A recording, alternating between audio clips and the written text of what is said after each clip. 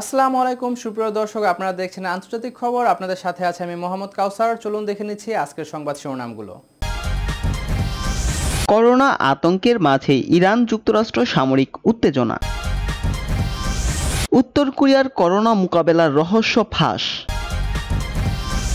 ইসলামের প্রতি ঘৃণা, আমিরাতে চাকরি হারাচ্ছেন প্রবাসী ভারতীয়রা।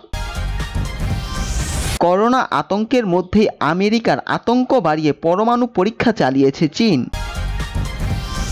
করোনার ভয়ঙ্কর পরিস্থিতিতে ফিলিস্তিনের ক্লিনিক ধ্বংস করেছে ইসরায়েল। চীনে একদিনে করোনায় মৃতের সংখ্যা বেড়েছে 1290 জন।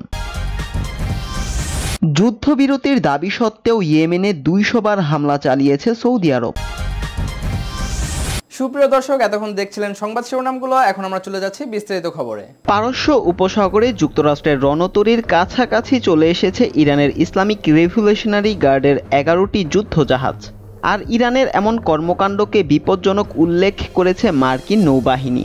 মার্কিন নৌবাহিনীর পক্ষ থেকে এমনটি জানানো হয়। গত কয়েক বছর আগেও যুক্তরাষ্ট্র ও ইরানের মধ্যে পারস্য উপসাগরে সংঘাতের পরিস্থিতি তৈরি হয়েছিল।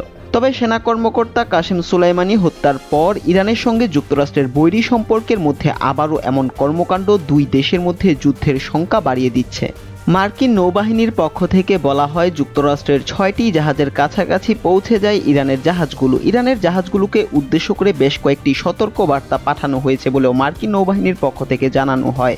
এরপর প্রায় ঘণ্টাখানেক পর ইরানের জাহাজগুলো সেখান থেকে সরে যায়। এদিকে এ নিয়ে ইরানের গণমাধ্যমে কিছু বলা হয়নি। গত বছরের 27 ডিসেম্বর ইরাকের K1 মার্কিন ঘাঁটিতে হামলার ঘটনা ঘটে। তখন প্রায় 30টি রকেট হামলায় নিহত হয় এক মার্কিন ঠিকাদার। হামলার জন্য ইরানের ঘনিষ্ঠ ইরাকি গোষ্ঠী কাতাইব হিজবুল্লাহকে দায়ী করে তাদের অবস্থানে পাল্টা হামলা চালায় যুক্তরাষ্ট্র। নিহত হয় গোষ্ঠীটির প্রায় 25 সেনা। এর কিছুদিন পর বাগদাদে বিমানবন্দরে ড্রোন হামলা চালিয়ে ইরানের কুদস ফোর্সের জেনারেল কাসেম সুলেমানি ও কাতাইব হিজবুল্লাহর সহ প্রতিষ্ঠাতা আবু মাহদি আল মুহান্দিসকে হত্যা করে যুক্তরাষ্ট্র। এ হত্যার প্রতিশোধ নিতে গত 8 জানুয়ারি ইরাকের ইরবিল ও আইন আল আসাদে অবস্থিত 2 মার্কিন ঘাঁটিতে হামলা চালায় ইরান। এরপরেও ইরাকে মার্কিন ঘাঁটিতে বেশ কয়েকবার হামলার ঘটনা ঘটেছে।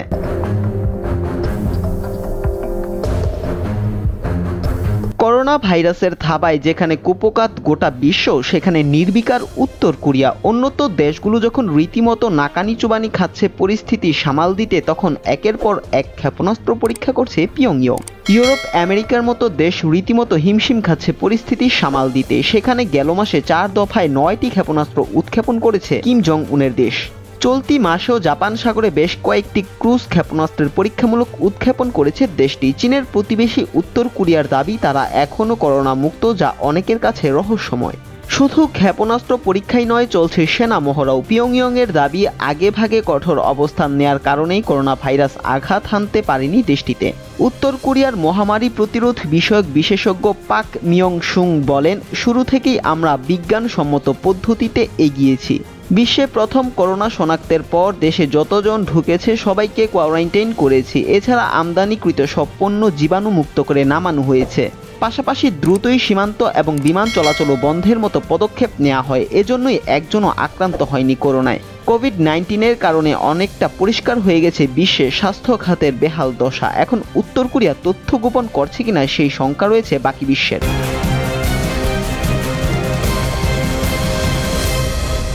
সামাজিক যোগাযোগ মাধ্যমে ইসলাম ধর্ম ও মুসলমানদের প্রতি ঘৃণা ছড়ানোর অভিযোগে আরব আমিরাতে চাকরি হারিয়েছেন বেশ কয়েকজন ভারতীয় নাগরিক। 16 এপ্রিল সৌরভ উপাধ্যায় নামে একজন ভারতীয় ইসলামোফোবিক পোস্টের কথা টুইটারে জানান আমিরাতের princess Hind Al Qasimi. The Print নামের ভারতীয় একটি সংবাদ মাধ্যম জানাচ্ছে যে গত সপ্তাহে সৌরভ ভারতে করোনা ভাইরাস ছড়িয়ে পড়ার কারণ হিসেবে তাবলিগ জামাত ও মুসলিমদের দায়ী করেন। টুইটারে সৌরভের পোস্টে তার বিরোধিতা করেন অন্য অনেকে। এক পর্যায়ে সৌরভ ঘৃণাপূর্ণ কথা বলেন।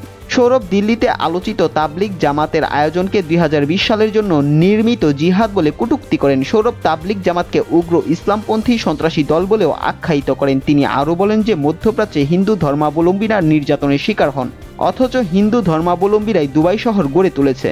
সৌরভের টুইটার প্রোফাইলটি এখন খুঁজে পাওয়া যাচ্ছে না বলে জানিয়েছে দ্য প্রিন্ট, কিন্তু পোস্টটি আমিরাতের প্রিন্সেসের দৃষ্টি এড়ায়নি। সৌরভের পোস্টের স্ক্রিনশট শেয়ার করে তিনি লিখেছেন যে আমিরাতে কোনো ঘৃণা ছড়ানো বা বিদ্বেষমূলক আচরণ সহ্য করা হবে না।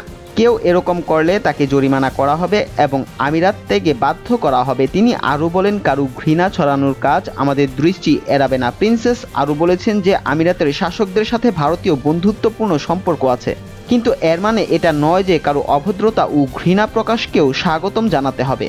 প্রিন্সেসের পোস্টে অনেকে তাকে সাধুবাদ জানিয়েছেন, অনেকে আবার সৌরভের বিগত কিছু পোস্টও সামনে এনেছেন যেখানে তিনি ইসলাম ও মুসলিম বিদ্বেষ ছড়িয়েছেন। সৌরভ একাই নন, আরও কয়েকজন ভারতীয়ের বিরুদ্ধেও ইসলাম বিদ্বেষী পোস্ট দেওয়ার অভিযোগ এসেছে। এর মধ্যে একজন হলো বালাকৃষ্ণ নাক্কা। তিনি মোরো হাব ঢাকা সলিউশন নামের একটি প্রতিষ্ঠানের প্রধান অর্থ কর্মকর্তা হিসেবে কাজ করতেন। তাকে ইতিমধ্যে চাকরিচ্যুত করা হয়েছে। এই খবরটি প্রকাশ করেছে ভারতের অন্যতম প্রভাবশালী বার্তা সংস্থা press trust of India. Emril service নামের অন্য একটি প্রতিষ্ঠানে কাজ করতেন রাকেশ, তাকেও তার প্রতিষ্ঠান জাতি বিদ্বেষ ছড়ানোর অভিযোগে চাকরিচ্যুত করেছে। গালফ নিউজের বরাত দিয়ে সংবাদটি প্রকাশ করেছে ভারতীয় মিডিয়া দ্য হিন্দু। 2015 সালে আমিরাত একটি নতুন আইন পাশ করে। ওই আইনটি মূল উদ্দেশ্য হলো আমিরাতে ধর্ম ও জাতিবিদ্বেষ রোধে ব্যবস্থা গ্রহণ করা। সে আইনের অধীনেই আরও কয়েকজন ভারতীয় ইসলাম ও মুসলিম বিদ্বেষ ছড়ানোর দায়ে দেশটিতে চাকরি হারিয়েছেন। উল্লেখ্য, গত কয়েক সপ্তাহ ধরে ভারতে করোনা ভাইরাস ছড়িয়ে পড়ার জন্য মুসলিমদের দায়ী করা হচ্ছে। এর মূল কারণ হলো দিল্লিতে গত মাসে তাবলিগ জামাতের একটি আয়োজন ছিল, সেখানে কয়েক হাজার মুসল্লি অংশগ্রহণ করেন, অথচ ওই সময় সেখানে কোনো সভা সমাবেশ করা নিষিদ্ধ ছিল না।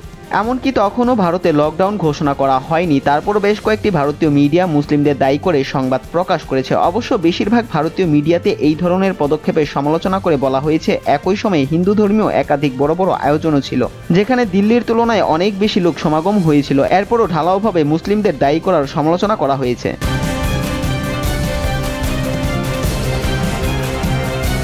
বৈশ্বিক মহামারী করোনা ভাইরাসের বিস্তার ও আতঙ্কের মধ্যেই স্বল্প মাত্রার ভূগর্ভস্থ পারমাণবিক পরীক্ষা চালিয়েছে চীন, দাবি করছে মার্কিন পররাষ্ট্র মন্ত্রণালয়। নতুন এই অভিযোগ বেইজিং ও ওয়াশিংটনের মধ্যকার ইতিমধ্যে তলানিতে থাকা সম্পর্ককে আরও ঝুঁকিতে ফেলে দেবে বলে আশঙ্কা বিশেষজ্ঞদের। নতুন এই অভিযোগ বেইজিং ও ওয়াশিংটনের মধ্যকার ইতিমধ্যে তলানিতে থাকা সম্পর্ককে আরও ঝুঁকিতে ফেলে দেবে বলে আশঙ্কা বিশেষজ্ঞদের।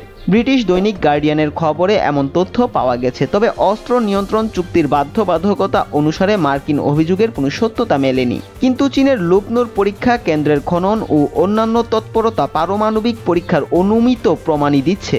ওয়াল স্ট্রিট জার্নালে প্রকাশিত মার্কিন পররাষ্ট্র মন্ত্রণালয়ের প্রতিবেদন বলছে, লুপনুর পরীক্ষা কেন্দ্রে বছর জুড়ে সম্ভাব্য প্রস্তুতি নেওয়ার পাশাপাশি সেখানে বিস্ফোরক ধারণ কক্ষ ব্যবহার ও ব্যাপক খনন তৎপরতা চালানো হয়েছে। চীনের পারমাণবিক তৎপরতা নিয়ে স্বচ্ছতার অভাবের কথাও বলা হয়েছে প্রতিবেদনে। যুক্তরাষ্ট্র ও চীন সমন্বিত পরীক্ষা নিষিদ্ধ চুক্তিতে অর্থাৎ সিটিবিটি সই করেছে, কিন্তু কোনো দেশই অনুমোদন না দেওয়ায় চুক্তি এখন পর্যন্ত বাস্তবায়নের দিকে যায়নি। যদিও সিটিবিটির শর্তাবলীতে অবিচল থাকার কথা জানিয়েছে চীন। যদি চুক্তি কার্যকর হয় তবে সন্দেহজনক ঘটনাস্থল পরিদর্শনের কলাকৌশলও তাতে অন্তর্ভুক্ত হবে। গত বছরের মে মাসে রাশিয়ার বিরুদ্ধেও একই অভিযোগ তুলেছিল মার্কিন প্রতিরক্ষা গোয়েন্দারা, যদিও তা এখন পর্যন্ত নিশ্চিত করা হয়নি। সিটিবিটি চুক্তি থেকে বেরিয়ে আসতে মার্কিন কট্টরপন্থীরা বারবার আহ্বান জানিয়ে আসছেন। টুইটারে রিপাবলিকান সিনেটর টম কটন বলেন, বেইজিং যখন নিজের পরমাণু অস্ত্রাগার আধুনিকায়ন করছে, যুক্তরাষ্ট্র তখন হাত গুটিয়ে বসে থেকে একতরফাভাবে অস্ত্র নিয়ন্ত্রণ বজায় রাখছে। চীন আমাদের সঙ্গে নিষ্ঠার সঙ্গে কাজ করতে পারবে না, তা প্রমাণিত। মিডলবুরি ইনস্টিটিউট অব ইন্টারন্যাশনাল স্টাডিজের পরমাণু অস্ত্র বিশেষজ্ঞ জেফ্রি লিউস বলেন, সচরাচর প্রমাণাদি আভাস দিচ্ছে যে স্বল্প মাত্রার একটি পরীক্ষা হয়েছে যেটা পারমাণবিক বিদারণের সঙ্গে সংশ্লিষ্ট না এবং সিটিবিটিতেও সেটা অনুমোদন করে।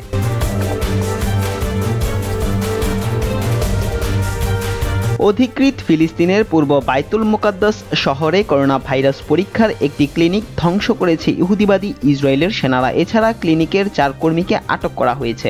বাইতুল মুকাদ্দাস শহরের সিলওয়ান এলাকার একটি মসজিদে এই ক্লিনিক প্রতিষ্ঠা করা হয়েছিল, কিন্তু গত মঙ্গলবার রাতে সেটি বন্ধ করে দেওয়া হয়। ফিলিস্তিনি স্বশাসন কর্তৃপক্ষের সঙ্গে সহযোগিতার মাধ্যমে ক্লিনিকটি পরিচালনা করা হচ্ছিল বলে ইহুদিবাদী সেনারা সেটি বন্ধ করে দেয়। ফিলিস্তিনের জনগণ আশঙ্কাজনকভাবে প্রাণঘাতী করোনা ভাইরাসের প্রাদুর্ভাব মোকাবেলা করা সত্ত্বেও বর্বর ইহুদিবাদীরা ক্লিনিকটি বন্ধ করে দিয়েছে। অস্থায়ী এই ক্লিনিকের পরিচালক জানান, সিলওয়ান এলাকায় করোনা ভাইরাস পরীক্ষার সরঞ্জামাদির তীব্র ঘাটতি রয়েছে। এর মধ্যে ওই এলাকায় 40 জন ব্যক্তিকে করোনা রোগী হিসেবে চিহ্নিত করেছে ডাক্তার। এই অবস্থায় আশঙ্কা করা হচ্ছে ঘনবসতিপূর্ণ এই এলাকায় করোনা ভাইরাস মারাত্মকভাবে ছড়িয়ে পড়তে পারে। পূর্ব বাইতুল মুকাদ্দাস শহরের জনগণকে ইহুদিবাদী ইসরায়েল সঠিক স্বাস্থ্যসেবা ও করোনা ভাইরাসের বিরুদ্ধে লড়াইয়ের সুবিধা থেকে বঞ্চিত করে রেখেছে। এছাড়া তাদের কাছ থেকে খাদ্যদ্রব্য ছিনিয়ে নিয়েছে এবং শহরের পূর্বাঞ্চলে তাদের চলাচল সীমিত করেছে।